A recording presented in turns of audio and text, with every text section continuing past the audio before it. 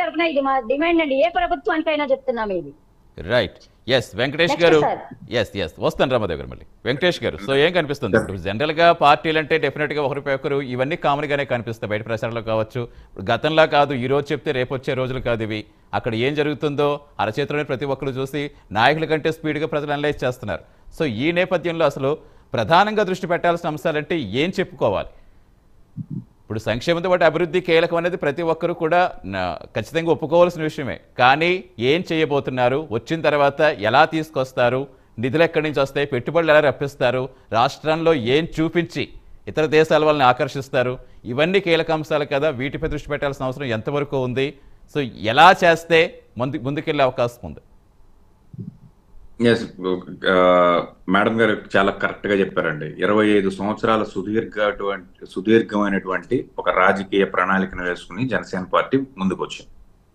అలాగే ఈ ముఖ్యమంత్రి 30 సంవత్సరాల పరిపాలన చేయాలి, నేనే ముఖ్యమంత్రిగా మోనోపాలీగా 30 సంవత్సరాల పాటు నేనే ముఖ్యమంత్రిగా ఉండాలంటే ఏం చేయాలి అనే దాని మీద ఈ ముఖ్యమంత్రి కేంద్రీకరించడం జరిగింది. నేను మేడం గారిని డైరెక్ట్ గా అడుగుతున్నా. మేడం గారు, మీరు ఎంబీబీఎస్ పాస్ అయ్యారు, నేను ఎల్ఎల్బి పాస్ అయ్యాను. ఇప్పుడు నేను ఎంబీబీఎస్ పాస్ అయ్యానని చెప్పడం కానీ, మీరు ఎల్ఎల్బి పాస్ అయ్యానని చెప్పడం కానీ ఒకవేళ జరిగితే దేని ప్రాతిపదికన మీరు ఎంబీబీఎస్ పాస్ అయ్యారు, నేను ఎల్ఎల్బి పాస్ అయ్యాను అని చెప్పేసి చూపిస్తాం. ఖచ్చితంగా ఒక వ్యాలిడ్ సర్టిఫికేట్ ఏదైనా ఉంటే, ఇదిగోండి పలానా యూనివర్సిటీ నుంచి నేను ఎంబీబీఎస్ పట్టా వచ్చింది, నాకు ఎల్ఎల్బి పట్టా ఎల్ఎల్ఎం పట్టా వచ్చింది అని చెప్పేసి అని చెప్తాం. అలాగే ఈ రాష్ట్రం యొక్క అభివృద్ధిలో గణాంకాలు, కేంద్ర ప్రభుత్వం యొక్క గణాంకాలు ఈ రాష్ట్రం జీడిపి విషయంలో ముందులో ఉంది.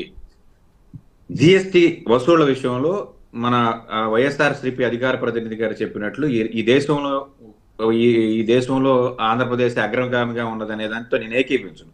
కానీ సౌత్ ఇండియాలో ఉన్నటువంటి 4 బలమైన రాష్ట్రాల్లో జిఎస్టి వసూళ్లలో ఇంతకు ముందు ఏదైతే లెక్కకు రాని ఇన్కమ్ ఏదైతే ఉందో, ఆక్వా కల్చర్ కానివ్వండి, మరొకటి శాండ్ కానివ్వండి, ఇలాంటి వాటిలన్నిటిలో కూడా జిఎస్టి వేసి అధికారంలో ఉన్నటువంటి పార్టీ ఈ రాష్ట్రం యొక్క ఆదాయాన్ని గణనీయంగా పెంచుకుని ముందుకెళ్తున్నటువంటి పరిస్థితి. ఈ పెంచే క్రమంలో 17 మెడికల్ కాలేజీలు, అందులో 6 ఒకే టర్మ్ లో 5 మెడికల్ కాలేజీలు కన్స్ట్రక్షన్ అయి ఓపెన్ అయిపోయినాయి అని అంటే, ఇది సామాన్యుడికి చేరువగా వైద్యం జరుగుతున్నదా లేదా అనేది. ఇక రెండో విషయానికి వచ్చినట్లయితే, ఈ రాష్ట్రం యొక్క ఇన్ఫ్రాస్ట్రక్చర్ ఏ విధంగా ఉంది, ఈ రాష్ట్రంకు ఉన్నటువంటి సహజంగా ఉన్నటువంటి బలం కోస్టల్ కారిడార్. ఈ కోస్టల్ కారిడార్ లో జరుగుతున్నటువంటి పోర్టులు, ఈ పోర్టులను రేపొద్దున చాలా పెద్ద అంబానీలు, అదానీలు లాంటి వాళ్ళు హైర్ చేసుకునేటువంటి ఒక పరిస్థితి. దాని ద్వారా మనకి ఇంపోర్ట్స్ ఎక్స్పోర్ట్స్ జరిగేటువంటి పరిస్థితి. ఇన్కమ్ జనరేషన్ అనేది దీని ద్వారా జరుగుతుంది. అంతేగానివ్వండి, ఇవి ఏదో ఎక్కడి నుంచో వచ్చి ఒక కియా పరిశ్రమ వచ్చింది, కియా పరిశ్రమ రావటం వల్ల ఈ రాష్ట్రానికి జరిగినటువంటి మేలు కన్నా కియా పరిశ్రమకు జరిగినటువంటి మేలు. ఒక కారు తయారవడానికి 20,000 లీటర్ల నీళ్లను ఇవ్వాల్సినటువంటి పరిస్థితి ఎక్కడ ఇవ్వాలండి? అనంతపురం లాంటి పరిస్థితి, కరువు జిల్లాల్లో 20,000 లీటర్లు ఒక కారు తయారు చేయడానికి ఇవ్వడానికి మనం ఒప్పుకున్నాం. కియా పరిశ్రమ ఈ రాష్ట్రంలో పెట్టడానికి అనేక రకాలుగా సబ్సిడీలు ఇచ్చి మనం కేవలం ఆ బ్రాండ్ మా దగ్గర ఉండాలి అని చెప్పేసి అని తీసుకురావడం జరిగింది. కియా పరిశ్రమ వల్ల ఈ రాష్ట్రంలో టెక్నికల్ గా వచ్చిన ఉద్యోగాల సంఖ్య చాలా లెస్. అక్కడ ఉన్నటువంటి ఏదైతే లో లెవెల్ టెక్నికల్ ఇష్యూస్, లో లెవెల్లో ఉన్నటువంటి ఉద్యోగాలు మాత్రమే కియా పరిశ్రమ వల్ల మనకు వచ్చినాయి కానివ్వండి, అక్కడ మేనేజర్లు గానో లేకపోతే టెక్నికల్ గా ఇంజనీర్లు గానో మనకు వచ్చినటువంటి పరిస్థితి చాలా శూన్యం. ఎవడో మనం ఉద్యోగస్తులు అవుతాం కానీ ఇక్కడ మనమే ఒక పరిశ్రమలు పెట్టేటువంటి ఒక పరిస్థితి. మన స్థానికంగా ఈ దేశంలో వాడుతున్నటువంటి 50% ఏసీలు ఈ రోజు జగన్మోహన్ రెడ్డి వచ్చిన తర్వాత ఇక్కడ జరుగుతుంది. ఇక్కడ ప్లేవుడ్ పరిశ్రమలు వచ్చినాయి. ఇక్కడ ఫార్మాలో గణనీయంగా 10,000 కోట్ల రూపాయల ఒక ఫ్యాక్టరీని మనం ఈ సౌత్ ఇండియాలో అందరితో పోటీ పడి మనం తెచ్చుకున్నటువంటి పరిస్థితి. అలా కాదు వెంకటేష్ గారు, సరే మీరు టెక్నికల్ గా చెప్తున్నారు, ఓకే దట్స్ ఫైన్. అంటే ఇప్పుడు ఆ ప్రభుత్వంలో వచ్చిన పరిశ్రమలు ఈ ప్రభుత్వంలో వెళ్ళిపోవడం అది కక్ష పూరితంగా కనిపించట్లేదా? ప్రజలకు ఎలాంటి మెసేజ్ వెళ్తుంది అనుకోవాలి? సరే మీరు చెప్పినట్టుగా దాంట్లో కొన్ని లోపాలు ఉండొచ్చు, ఏదైనా జరగచ్చు, కానీ ఒక పరిశ్రమ ఇంకో పరిశ్రమ ఏడానైతే అది ప్లస్ అవుతుందా, లేదా దీనివల్ల మనకు ఉపయోగం లేదని ఒక్కొక్క దాన్ని మనకి ఎట్టుకుంటూ పోతే వేరే వాళ్ళు వచ్చే అవకాశం ఉంటుందా? సార్ ఖచ్చితంగా కొన్ని పరిశ్రమల్ని మనం గెంటేయాల్సినటువంటి పరిస్థితి అయితే ఉంది. అవి ఎటువంటి పరిశ్రమలు అంటే ఇప్పుడు వైజాగ్ కేంద్రంగా మనం రాజధాని అనేటువంటి ఒక ఇష్యూని తీసుకుని ఈ ప్రభుత్వం ముందుకెళ్తుంది. కానీ వైజాగ్ లో మనం మొన్న మధ్య ఒక గ్యాస్ లీకేజ్ కేసు మనం చూసాం. అటువంటి పరిశ్రమలు అటువంటి అణు విస్ఫోటనం లాంటి ఒక మెటీరియల్స్ మనం స్టోరేజ్ చేసుకోవడం అనేది ఖచ్చితంగా ఆ చుట్టుపక్కల ఉన్నటువంటి పరిస్థితి సామాన్యులకి వాళ్ళకేం తెలియదండి. నిద్రలో చచ్చిపోయినటువంటి ప్రజారక్షణ కీలకం అన్నిటికంటే మెయిన్ పాయింట్ అది. అలాగే ఒక బ్యాటరీ తయారీ కంపెనీ ఉంది చిత్తూరు కేంద్రంగా. ఐ థింక్ చిత్తూరు కేంద్రంగా ఉన్నటువంటి ఒక ప్రజాప్రతినిధి, మా గుంటూరు ప్రజాప్రతినిధికి ఒక బ్యాటరీ కంపెనీ ఉంది. ఆ చుట్టుపక్కల 5 కిలోమీటర్ల సరౌండింగ్స్ లో ఉన్నటువంటి most of the people caused by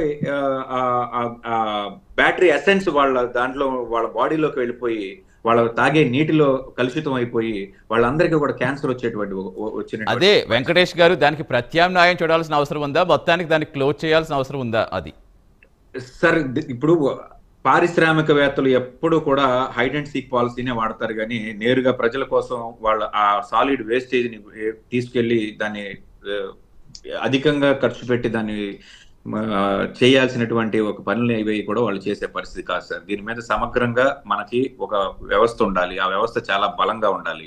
definite గా చాలా పెద్ద సబ్జెక్ట్ సార్, చర్చించి కూడా చాలా పెద్ద సబ్జెక్టే. కానీ ప్రజారక్షణ ప్రభుత్వానికి కీలకం. ఖచ్చితంగా ప్రజల ఆరోగ్యంపై దృష్టి పెట్టాల్సిన ప్రభుత్వం మీద ఉంటుంది. చిన్న పరిశ్రమలు అయితే అయి ఉండొచ్చు. కియాతో పోల్చుకుంటే మిగతా ఇప్పుడు ఆంధ్రప్రదేశ్ రాష్ట్రంలో వచ్చిన పరిశ్రమలు చాలా వరకు చిన్న అయి ఉండొచ్చు, కానీ భారీ ఎత్తున వచ్చినాయి సార్. అలాగే కియా పరిశ్రమతో పోల్చుకుంటే ఈ రాష్ట్రానికి వచ్చే రెవెన్యూ ఎంత అయితే ఉందో దానికన్నా నాకు తెలిసి కొన్ని 10 రెట్లలో ఇప్పుడు గ్రీన్కో కంపెనీ వాళ్ళ కర్నూలు ప్రాజెక్ట్ ద్వారా, విద్యుత్ ప్రాజెక్ట్ ద్వారా ఈ రాష్ట్రానికి వస్తుంది. అభివృద్ధిని ఎవరూ నిర్ణయించలేము. ఈ ప్రభుత్వంలో ఇది జరిగింది, ఆ ప్రభుత్వంలో అది జరిగింది, అది తప్పు ఇది తప్పు అని చెప్పలేము. ఎందుకంటే ప్రతి ఒక్క పరిశ్రమ మనకు కావాలి. దానికి సంబంధించిన పరిస్థితులు ఏవైతే ఉన్నాయో అవి క్రియేట్ చేసుకోవటం లేకపోతే ఫెయిల్ అవడం అనేది ఆ ప్రభుత్వం యొక్క కర్మ. దాన్ని మీరో నేనో మార్చలేము. కానీ ఇలా దుమ్మెత్తిపోయడం అనేది మాత్రం అనవసరం. ఎందుకంటే గణాంకాలు ఖచ్చితంగా ఆంధ్రప్రదేశ్ రాష్ట్రం ముందుకెళ్తుంది అని చెప్తున్నటువంటి క్రమంలో ఆంధ్రప్రదేశ్ శ్రీలంక అవుతుంది, ఆంధ్రప్రదేశ్ జింబాబ్వే అవుతుంది అని చెప్పేసి ఈ రాజకీయ అవసరాల కోసం, రాజకీయ స్వార్థాల కోసం వాడుకోవడం అనే దాన్ని మాత్రం ఖచ్చితంగా ఖండించాలి. ముమ్మాటికి ఈ రాష్ట్రం గత 5 సంవత్సరాల్లో కూడా కొంత ముందుకు వెళ్ళాం. ఈ 5 సంవత్సరాల్లో చాలా ర్యాపిడ్ స్పీడ్ గానే వెళ్ళాం. ఇక మేడం గారు అంటున్నారు రోడ్లు వేయలేదు. ఒక రోడ్డు యొక్క మీరు ఒక ఆపరేషన్ చేస్తే మనం ఒక 5 సంవత్సరాలు బతుకుతాడండి లేకపోతే అని చెప్పేసి చెప్పగలుగుతాం ఒక హార్ట్ ఆపరేషన్ చేస్తే. అలాగే ఒక రోడ్డు వేస్తే ఒక 10 సంవత్సరాలు 15 సంవత్సరాలు శాశ్వతంగా ఉంటది. ఈ రోజు మీ గుంటూరు రోడ్లు చాలా అధ్వానంగా ఉన్నాయని చెప్పేసి అని అంటున్నారు. గతంలో ఎప్పుడు వేస్తే ఈ రోజు అధ్వానంగా తయారైంది. జగన్మోహన్ రెడ్డి గారు వచ్చేసిన తర్వాత ఏమన్నా తొవ్వి అవతల పట్టేస్తారా? ఎందుకంటే స్థానికంగా నేను పొద్దున్న లేస్తే గుంటూరు, విజయవాడలో తిరిగే వ్యక్తినే. గుంటూరు యొక్క ప్రతి అణువు నాకు తెలుసు కాబట్టి చెప్తున్నా. గుంటూరులో ఉన్నటువంటి రోడ్లు విజయవాడలో ఉన్నాయా? విజయవాడలో నేను చెప్తున్న బందర్ రోడ్డు, ఏలూరు రోడ్డు కాకుండా గుంటూరులో ఉన్నటువంటి విశాలమైనటువంటి రోడ్లు మాకున్నాయా? లేవు కదా. వెంకటేష్ గారు ఏదో ఒక ప్రాంతాన్ని బేస్ చేసి చెప్పలేం కదా. ఇప్పుడు ఆ రోడ్ల సమస్య కావచ్చు, ఇవన్నీ మొదలు పెడతారు. టైం లేదు, అంత సమయం లేదు. కానీ అట్ ద సేమ్ టైం ఏమవుతుందంటే అవి ఎలా ఉన్నాయనేది ప్రత్యక్షంగా కొంతమంది చూసిన మాట వాస్తవం కదా. ఒక పార్టీనో దీన్నో బేస్ చేసింది కాదు కదా. ఇప్పుడు గుంటూరు ప్రాంతం కావచ్చు, వైజాగ్ కావచ్చు, లేదా ఈస్ట్ గోదావరి కావచ్చు, ఎక్కడైనా వైసీపీ వాళ్ళు ఉంటారు, టీడీపీ వాళ్ళు ఉంటారు, జనసేన వాళ్ళు ఉంటారు, బీజేపీ వాళ్ళు ఉంటారు కదా. ఏదో వైసీపీ వాళ్ళ చోట అభివృద్ధి జరిగింది ఎలాగని చెప్పలేం కదా. కానీ రోడ్లు అయితే కొంచెం బాలేదన్న మాట అయితే వాస్తవం కాదా సార్? కొంచెం కాదు సార్. ఇప్పుడు అవినిగడ్డ విషయానికి వద్దాం సార్. అవినిగడ్డ నియోజకవర్గంలో మొన్న మధ్య అవినిగడ్డ కోడూరు రోడ్డు మధ్య చూశాను సార్. చాలా అధ్వానంగా ఉంది సార్ పరిస్థితి, చాలా అధ్వానంగా ఉంది. మరి అక్కడ స్థానికంగా ఉన్న స్థానిక ప్రతినిధి వైఎస్ఆర్సీపీ ప్రతినిధి గారే మరి ఆయన ఏం చేస్తున్నారో మాకు తెలియదు. ఖచ్చితంగా విమర్శ చేయాల్సిన చోట విమర్శ చేస్తాం సార్. అలాగే ఆ రోడ్లతో పోల్చుకుంటే గుంటూరు రోడ్లు చాలా అద్భుతంగా ఉన్నాయనే చెప్పాలి. రోడ్ల పరిస్థితి కొంచెం దిగువ స్థాయిలోనే ఉంది. దాన్ని ఎవరు సపోర్ట్ చేయట్లేదు. కానీ ఈ ప్రభుత్వంలో రోడ్లు కూడా గత ప్రభుత్వంతో పోల్చుకుంటే ఈ ప్రభుత్వంలో రోడ్లు కూడా ఎక్కువ కిలోమీటర్లే వేయడం జరిగింది.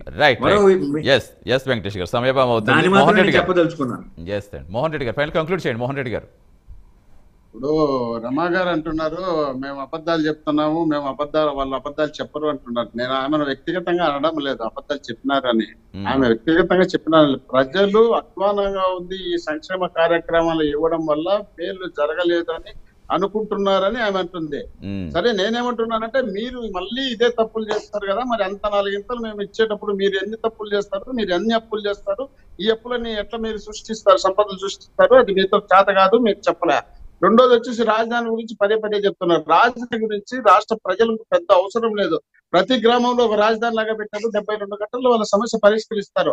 కానీ రాజధాని చెప్పుకోవడానికి అయితే రాజధాని అవసరం ఉంది. రాజధాని అవసరం ఉందని ఒకే చోట రాజధాని పెడితే, గతంలో మనం ఎప్పుడు చెన్నైలో రాజధాని పెట్టుకొని వచ్చి ఆ నోటి వాళ్ళకి గెంటేస్తే వచ్చి కర్నూలులో పడినాం.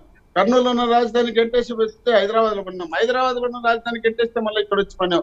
మళ్ళీ ఈ రోజు ఇక్కడ విజయవాడలో ఒక రాజధాని పెట్టేసి ఆ రాజధాని మొత్తం అక్కడ అయిన తర్వాత ఆల్రెడీ వెంకటేష్ గారు చెప్పినట్టు రాయలసీమలో బ్రహ్మాండంగా ఉద్యమాలు జరిగినాయి. ముందే ప్రత్యేక రాయలసీమ కావాలనే ఉద్యమంగా ఇక్కడ ఉంది, అక్కడ ఉంది. 3 చోట్ల 3 రకాలుగా మళ్ళీ ప్రయత్నాలు జరిగితే మళ్ళీ రాష్ట్రం విడిపోతే, చిన్న రాష్ట్రం అయితే ఇప్పటికే మన రాష్ట్రం విడిపోయి చిన్న రాష్ట్రమై గలీజు బట్టి మనం ఎవరు పట్టించుకునే పరిస్థితి లేదు. కాబట్టి కనీసం ఉన్న రాజధాని అయినా సక్రమంగా నిలబెట్టుకోవాలంటే 3 రాజధానులు పెట్టి వచ్చే నష్టం ఎవరికి లేదు. అదే విధంగా వీళ్ళు రాజధాని నిర్మాణం అంటున్నారు. రాజధాని నిర్మాణం ఏంటాడు 33,000 ఎకరాలు తీసుకొని 25,000 ఎకరాలు వీళ్ళ చుట్టూ Telugu Desam party, BJP party, Janasena party వాళ్ళు తీసుకున్నారండి. రాజధాని సర్వనాశనం చేసినారు. 100,000 కోట్ల రూపాయలు తీసుకొచ్చి తాత్కాలిక రాజధాని చెప్పి సీఎం ప్రతిపక్ష నాయకుడు కూర్చున్నటువంటి చాంబర్లేక నీళ్లు దిగినా ఎందుకయ్యా ఇదంటే ఇది తాత్కాలిక రాజధాని అని చంద్రబాబు నాయుడు గారు చెప్తున్నారు. వీళ్ళు రాష్ట్రంలో వీళ్ళకు అభివృద్ధి లేదు, సంక్షేమం లేదు, స్టాండర్డ్ అయినటువంటి వర్కులు లేవు, వీళ్ళు శాశ్వతమైనటువంటి కార్యక్రమాలు చేయరని మోహన్ రెడ్డి గారు ఇప్పుడు రాష్ట్ర వ్యాప్తంగా అభివృద్ధి చెందాలని ప్రతి ఒక్కరు కోరుకుంటారు. కానీ అది రాజధానితో ముడిపెట్టేస్తే మొత్తానికి అది ప్రజల మధ్య విద్వేషాల్లాగా వెళ్ళిపోకూడదు కదా ఏ అంశమైనప్పటికీ. ఏమంటారు ఖచ్చితంగా రాష్ట్రం మొత్తం అభివృద్ధి చెందాలి, ప్రతి ఒక్కరికి కూడా ఆశించేది అదే. కేవలం రాజధానితో అభివృద్ధి చెందుతుందని ఇలా కాదు, అలాగే ఎలా జరుగుతుంది, అసలు 3 రాజధానులు ఏంటని వీళ్ళు ఇలా ఒకరు విమర్శలు చేసుకుంటూ వెళ్ళిపోతే ఇంకెప్పటికీ దీనికి ఫుల్ స్టాప్ పడుతుంది అంటున్నా. ఇప్పుడు వాళ్ళు అవుట్డేటెడ్ లీడర్లు, వాళ్ళకు స్టాండర్డ్ అయిన నిర్ణయాలు లేవు, వాళ్ళు సక్రమైన అలా చెప్పగలరు మోహన్ రెడ్డి గారు. ఇంకొక నెలలో మొత్తం తెలిసిపోతుంది. వాళ్ళు నమ్మడం లేదు కాబట్టి ఈ విధమైనటువంటి వాగ్దానాలు చేస్తున్నారు. ఈ వాగ్దానాలు చేస్తున్నారు కాబట్టి వాళ్ళని దూరం పెడుతున్నారు. ఇప్పుడు మద్యపాన నిషేధం అంటున్నారు. రమాదేవ్ గారు టైం అవుతుంది. రమాదేవ్ గారు కంక్లూడ్ చేయండి. రమాదేవ్ గారు ఏమంటారు? నేను ఒక్కటే చెప్తున్నాను, అద్భుతంగా సంక్షేమ పథకాలతో మేము చాలా ముందున్నాం, మా సంక్షేమ పథకాలు అందరూ మెచ్చారు అంటున్నప్పుడు 175 సీట్లలో ఇంతకు ముందు ఉన్న వాళ్ళనే పోటీ కొంచొచ్చు యాస్టీస్ గా వెళ్ళిపోవచ్చు. అలాంటప్పుడు జనం నమ్మే పరిస్థితులు, జనం నమ్మరు కాబట్టి వీళ్ళు మోహన్ రెడ్డి గారు సమయం అవుతుంది మనకి. రమాదేవ్ గారు కంక్లూడ్ చేయండి, టైం అయిపోతుంది, నిమిషంలో కంక్లూడ్ చేయండి.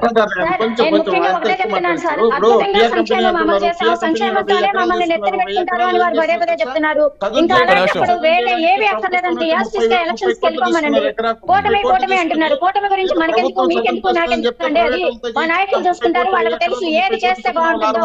ఒక రాముడు సంహారం జరగాలి అంటే అందరినీ దగ్గర తీసుకున్నాడండి. చివరికి ఉడత సాయం కూడా అవసరం వచ్చింది, తప్పేం లేదు. రాష్ట్ర బాగు కోసం మా నాయకుడు ఖచ్చితంగా కూడా కూటమిలోకి వెళ్ళారు. అది ఏది జరిగినా కూడా మీలాగా మేమైతే ఆలోచించమండి. ఖచ్చితంగా ప్రజల కోసం వెంకటేష్ గారు చెప్పండి. వెంకటేష్ గారు రమాదేవ్ గారు మోహన్ రెడ్డి గారు వెంకటేష్ గారు చెప్పండి. మీకు అభివృద్ధి అక్కర్లేదు, రాజధాని అక్కర్లేదు, రోడ్లు అక్కర్లేదు, ఏది అభివృద్ధి అనేది మీకు వద్దండి. అసలు పరిశ్రమలు అక్కర్లేదు, ఉద్యోగాలు అక్కర్లేదు, ఉపాధి అక్కర్లేదు, యువత అక్కర్లేదు. రైట్ రమాదేవ్ గారు, రమాదేవ్ గారు, రైట్ మోహన్ రెడ్డి గారు, వెంకటేష్ గారు సామాజిక వర్గం మీద చెప్పండి. ఒక నిమిషం మాత్రం రాజకీయ నాయకుడుగా పనికిరాడని నేను ఒకటే చెప్తున్నాను సార్, ఒక్క నిమిషం రమాదేవ్ గారు, ఇలా చెప్పుకుంటూ వెళ్తే అదే ఫుల్ స్టాప్ పడదు.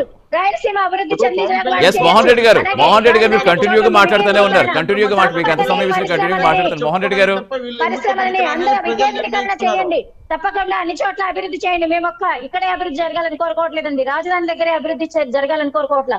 ప్రతి జిల్లాకి అభివృద్ధి చేయండి, ప్రతి జిల్లాకి ఒక పరిశ్రమ తేండి. తప్పకుండా మనం హర్షించాలంటే అన్ని జిల్లాలు బాగుండాలి. రాష్ట్రం అంటే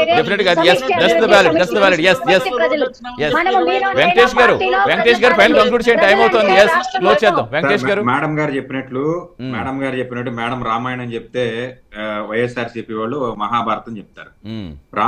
రాముల వారు సంహారం కోసం అందరినీ, కోతులందరినీ ఒక చోటకు తీసుకెళ్లారు, లేకపోతే ఆ జాతిని ఒక చోటకు తీసుకెళ్లారు అని అంటే మరి మేడం గారు ఏం చెప్పాలనుకుంటున్నారో నాకైతే అర్థం కాలేదు.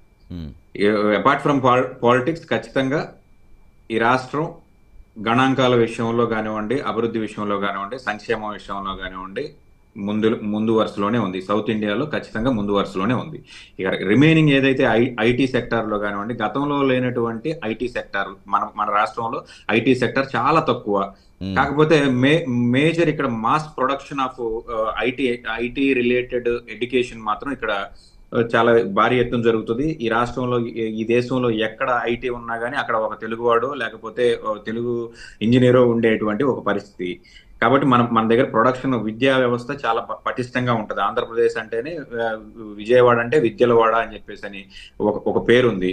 కాబట్టి ఇక్కడ మానవ వనరులని ఖచ్చితంగా షైన్ చేసి పంపించి మనకి అత్యంత వనరులు ఉన్నాయి, తీర ప్రాంతం ఉంది, మౌలిక సదుపాయాలు ఖచ్చితంగా ప్రజలకు కల్పించాలి. అట్ ద సేమ్ టైం పెట్టుబడులు కూడా రప్పించి ప్రపంచంలో అగ్రగామిగా ఖచ్చితంగా ఉండాలని కోరుకుందాం. రాష్ట్ర ప్రజలుగా ప్రతి ఒక్కరు కావాలి, పార్టీలకు ఖచ్చితంగా కావాల్సింది అది.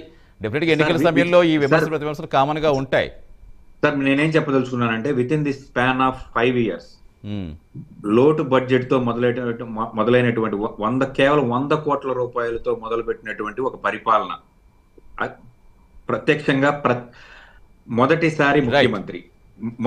మొదటిసారి ముఖ్యమంత్రి ఈ వ్యక్తి ఇన్ని పోర్టులు కట్టాడు. ఎందుకనంటే ఇన్ని పోర్టులకి కనీసం కట్టాడా పూర్తి చేశాడా అనేది పక్కన పెడితే ముందు ఇనిషియేషన్ తీసుకుని ఇన్ని పోర్టులు కట్టాడు, ఇన్ని పోర్టులు స్టార్ట్ చేశాడు. ఈ రోజు బందర్ పోర్ట్ లో లంగర్ వేసేటువంటి ఒక పరిస్థితి, కాకినాడ పోర్ట్ అభివృద్ధి జరుగుతుంది, రామాయపట్నం అభివృద్ధి చెందుతుంది. ఇదే మన బలం. మనకున్నటువంటి మానవ వనరులతో పాటు మనకున్నటువంటి ప్రకృతి వనరులను కూడా ఉపయోగించుకొని మనం ముందుకెళ్ళాలి అని అంటే మనం ఏదో అక్కడి నుంచో ఎక్కడి నుంచో మనకు ఎటువంటి అనంతపురానికి కార్ మ్యానుఫ్యాక్చరింగ్ ఇండస్ట్రీకి అసలు సంబంధమే లేదు. కానీ అక్కడ ఒక పరిశ్రమను బయట నుంచి తీసుకొచ్చి వాళ్ళకి ఇక్కడ చేసి దేశ విదేశాలకు ఎక్స్పోర్ట్ చేసినటువంటి పరిస్థితి. అలాంటి ఒక పరిస్థితుల్లో మనకు ఉన్నటువంటి అత్యంత సముద్ర తీరం ఏదైతే ఉందో దీనిని ఉపయోగించుకొని పోర్టులు తీసుకుని వస్తున్నాం. ఖచ్చితంగా దీంతో పాటుగా డ్రగ్స్ కూడా వచ్చినాయి. మీరు గమనిస్తే